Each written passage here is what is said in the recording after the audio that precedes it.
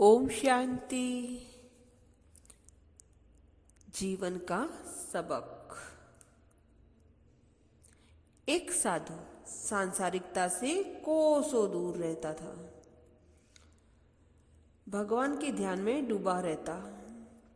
अपने आश्रम में आने वालों का सत्कार करता और जाने वालों के प्रति कोई मोह नहीं दर्शाता।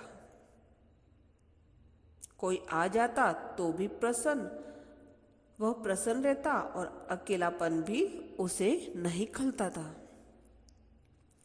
साधु सभी परिस्थितियों को ईश्वर की देन मानकर सुखी रहता था। एक दिन उसके आश्रम में 3 युवक आए। वे कुछ दिन वहां रहना चाहते थे।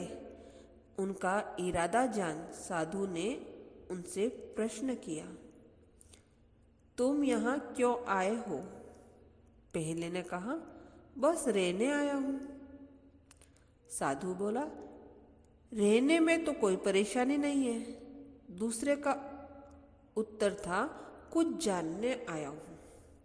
साधु ने समझाया, कुछ जानने के लिए बुद्धि को शुद्ध और मन को समर्पण योग्य बनाना पड़ेगा, जिससे हम जानना कहते हैं।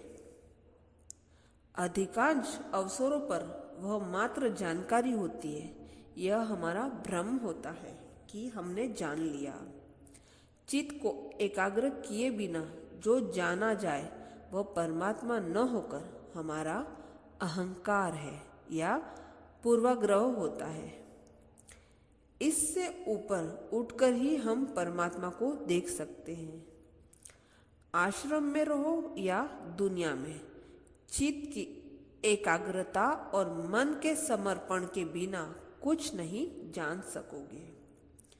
फिर साधु ने तीसरे युवक की ओर प्रश्न सूचक दृष्टि से देखा तो वह बोला, मैं जीने के लिए यहाँ रहने आया हूँ।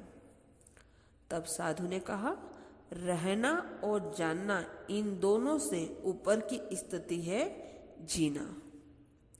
जीवन बिताना सरल है, किंतु जीवन जीना कठिन है।